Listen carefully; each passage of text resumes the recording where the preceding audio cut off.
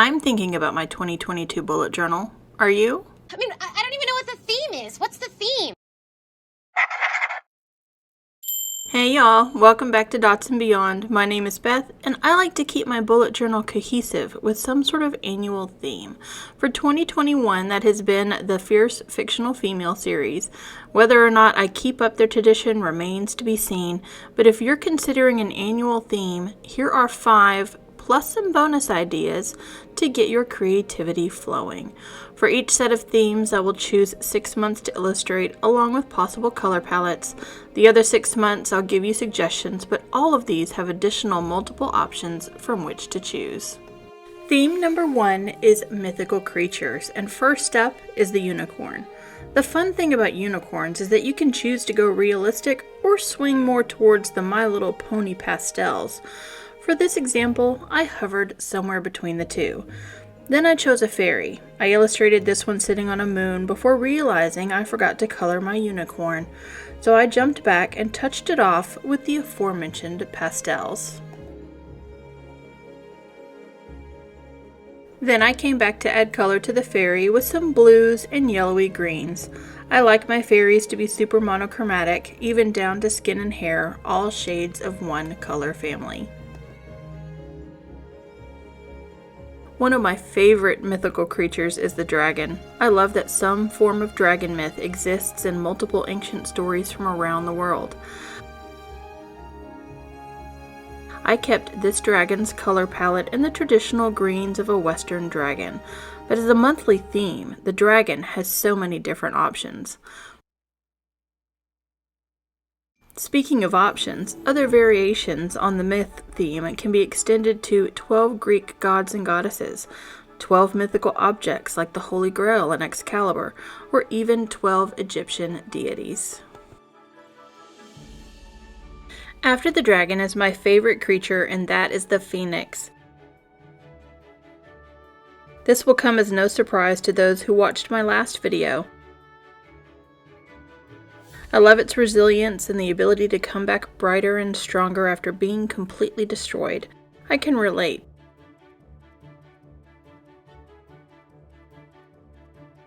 This phoenix is going to get those brilliant fire colors, graduating from dark red at the bottom to orange and then finishing off with a golden yellow.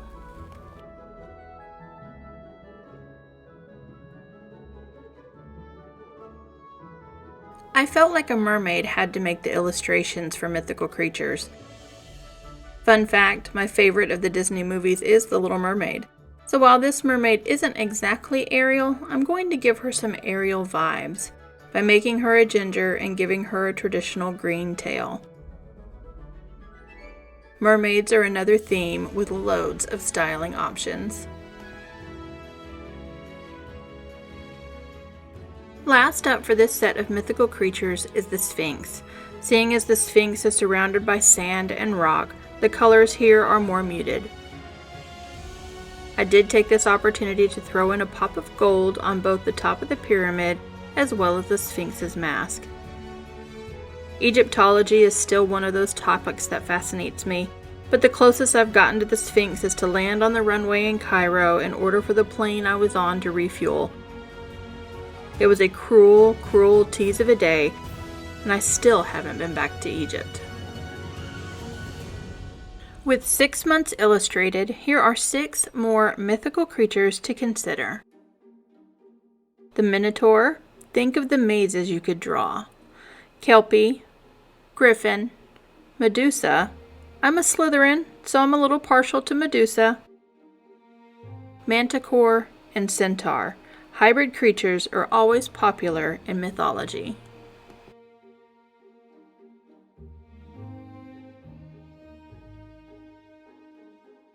Theme number 2 is world cities. I've done this one. You can watch how I approached it in my 2020 bullet journal flip through, a video that is, well, super rough around the edges.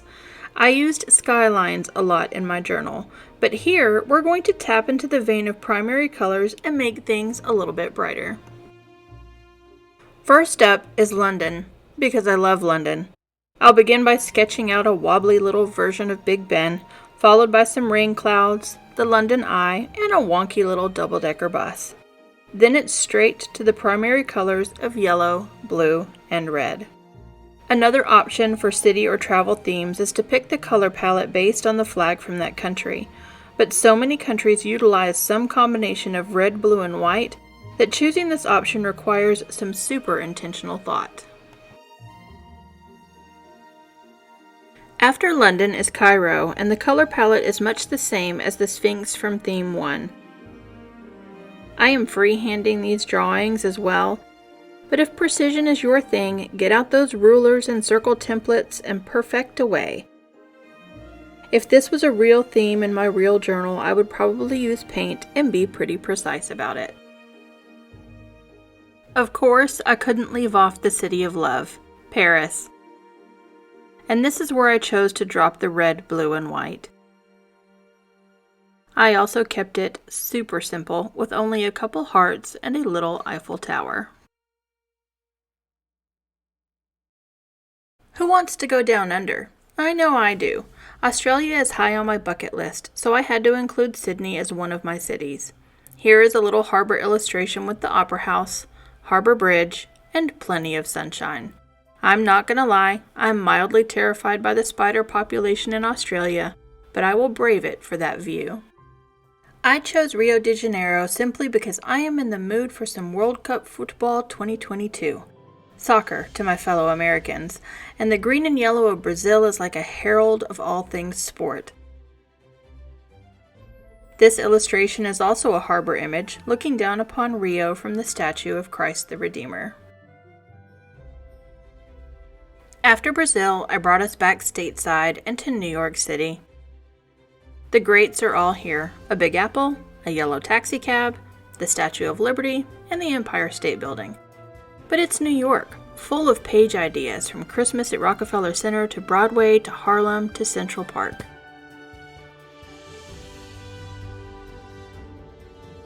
Six other favorite cities to round out the 12 months are Moscow, oh the architecture, New Delhi, oh the colors, Tokyo, Dubai, Rome, and Quebec.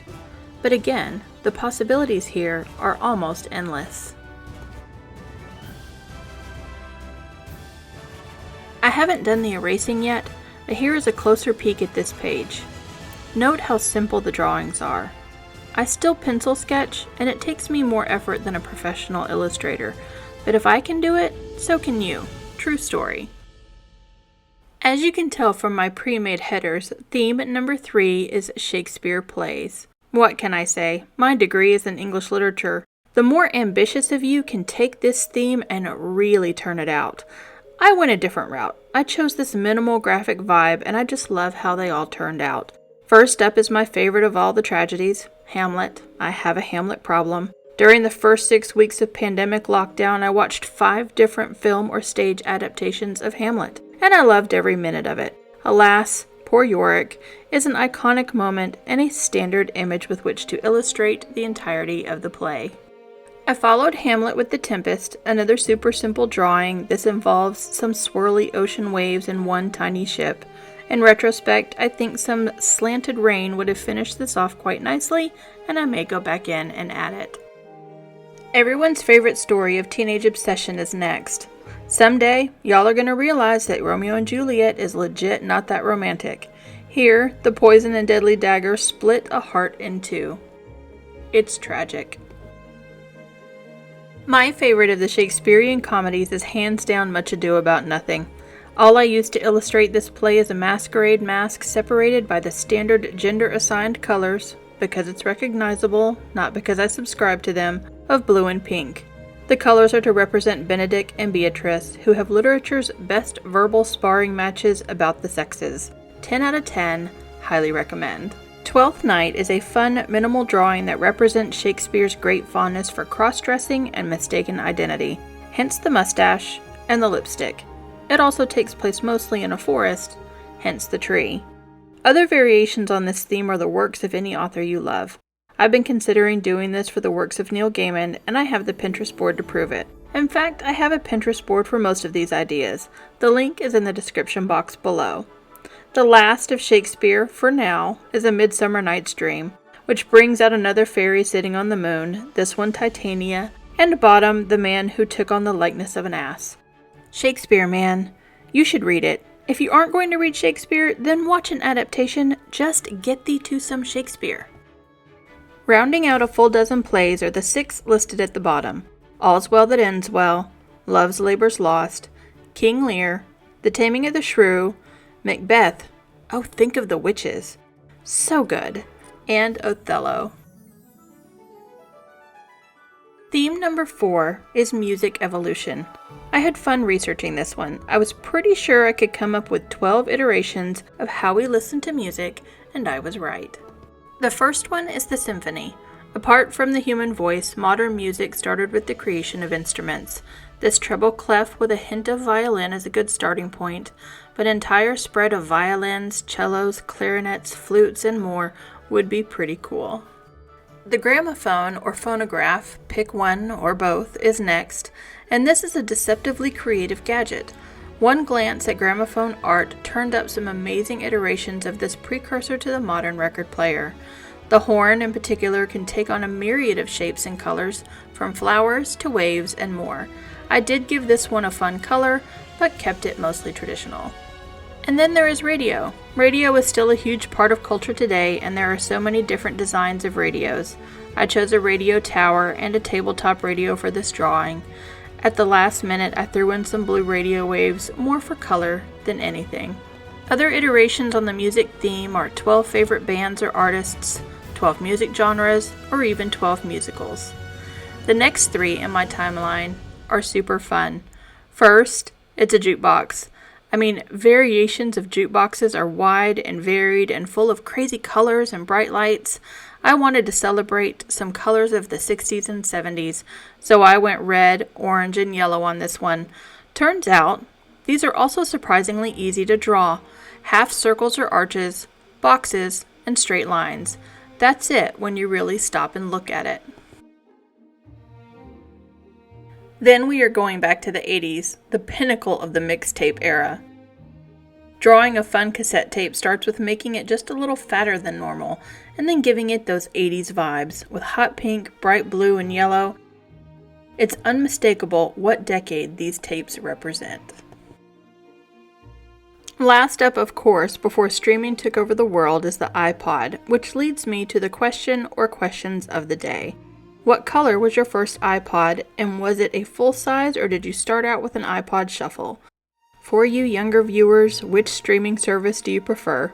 Apple, Spotify, Pandora, Amazon? I have been a hardcore and devoted Spotify user since the first month it jumped the pond from Europe to the United States. I never looked back.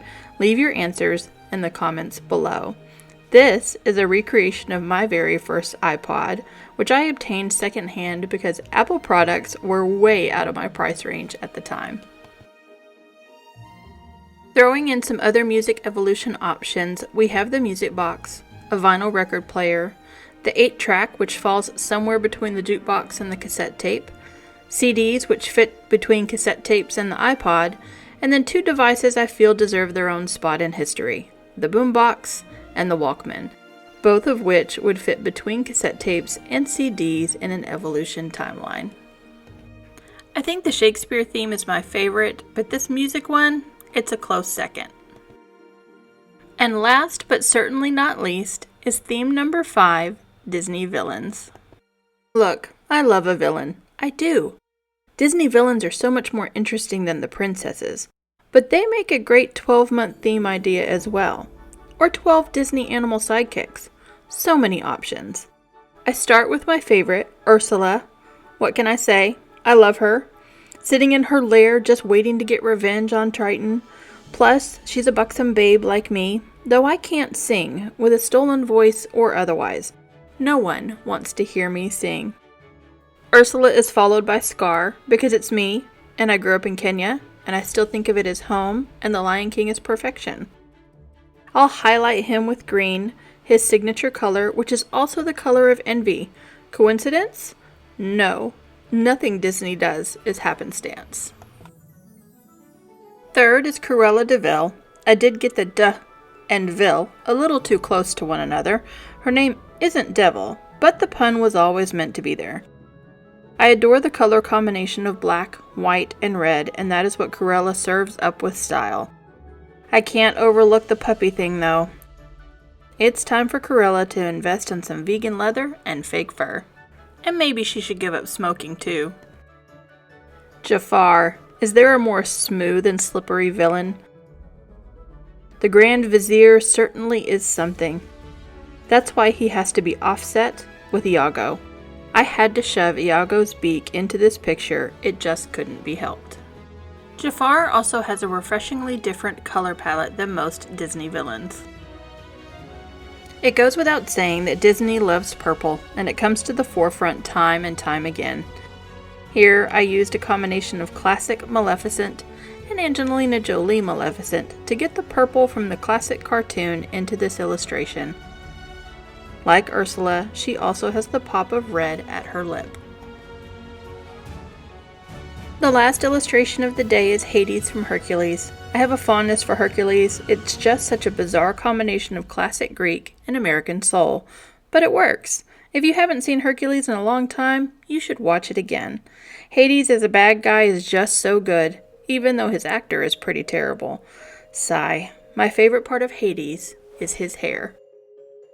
There are a plethora of Disney baddies to choose from, but if you need 6 more, my choices are Shere Khan, Mother Gothel, the Queen of Hearts, Captain Hook, Yzma, damn I should have drawn Yzma, and the classic Evil Queen. I hope you found some inspiration in these 5 annual theme ideas today. If you did, please give this video a big thumbs up and click that subscribe button down below. I still don't know if I'm doing a 12-month theme for 2022, but I just thought about 12 bakery items, and now I want to draw and eat cake. I want to see the cake. I'll see you next week, but check out these videos while you wait.